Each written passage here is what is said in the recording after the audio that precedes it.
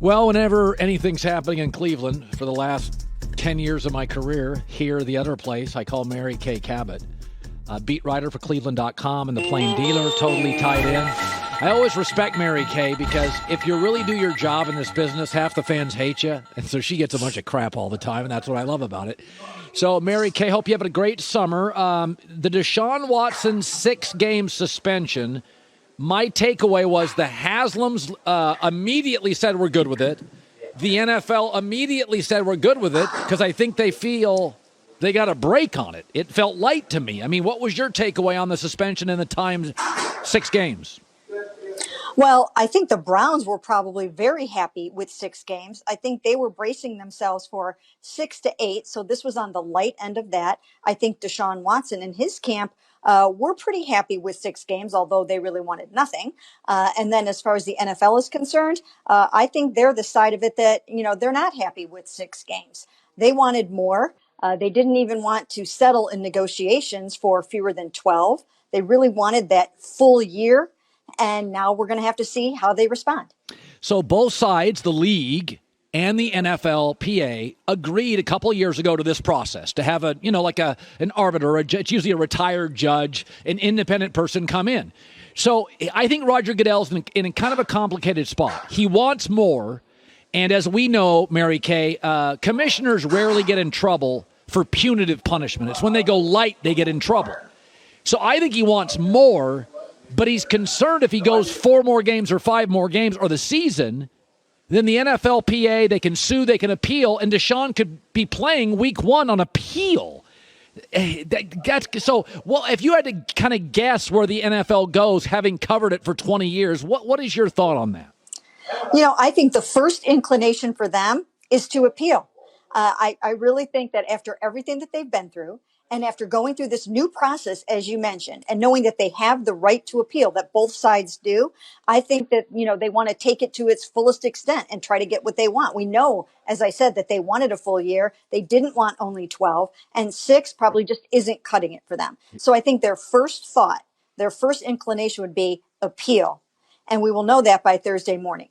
But then they have to work through all the ramifications and all the consequences of that, as you mentioned, including a lawsuit from the NFLPA, because that will happen. So they have to decide, do they want to end up in court? Do they want this thing to drag out for many, many more months when in actuality, they could have it be over pretty much now? How has Deshaun Watson been greeted at camp? I haven't checked today. Is he talking? How are the fans treating him? What's the environment like? The fans have embraced him. I mean, you're preaching to the choir when you're out here at Browns practice, that's for sure. So this is where the tried and true come to see their beloved Cleveland Browns. So he has been embraced. Fans have loved him. I've watched him on the first day for fans, play rock, paper, scissors with 2 young boys, give a cleat to each one of them autographed. Yesterday, fans were clamoring for autographs even after he had been suspended for the 6 games. So it's business as usual in Brownstown, at least for the people that are coming out to watch practice. So the schedule in the first 6 games, in my opinion, is pretty light.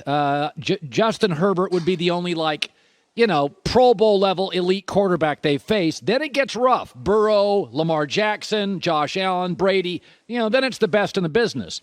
So Jacoby Brissett is certainly a capable backup. I look at that schedule and I think, Atlanta's tanking, and we don't know what the Steelers are doing at quarterback.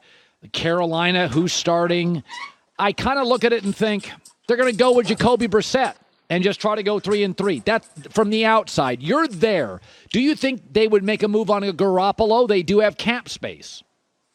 If it stays at 6 games, I just don't see that happening. I see them going with Jacoby Brissett. I mean, if you remember, Andrew Berry, the Browns GM, was in Indianapolis with Jacoby Brissett. So they have some inside intel on him. They really like him. They don't think that he's played with a roster quite like this before, supported with this running game and with this defense. I don't see them making that pitch for Jimmy Garoppolo if this stands at 6 games. I don't even know if they go for Garoppolo if it gets up to something like 10 games, but they will probably at that point have to put their heads back together and talk about it. But at this point, I think they're ready to ride with Jacoby. Yeah. I'll tell you, I still contend it's a very good team. I mean, as you look at this, usually, Mary Kay, noise translates to a bad season. The noisier the off season. Have they kind of kept it together mostly during this? Does it feel a little more disrupted? The staff, the players, what is the vibe around the team, in your opinion?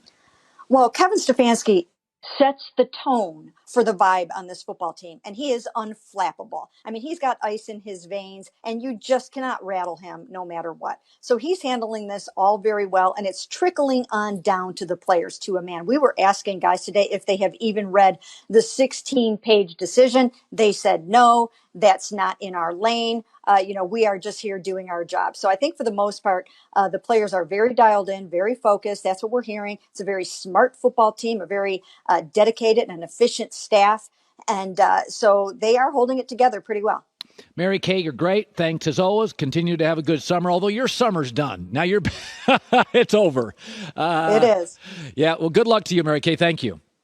Hi, everybody. Thanks for watching. Subscribe here to get the latest from the show. Also, be sure to check out more of the best clips from The Herd or go watch a few segments from other shows on FS1.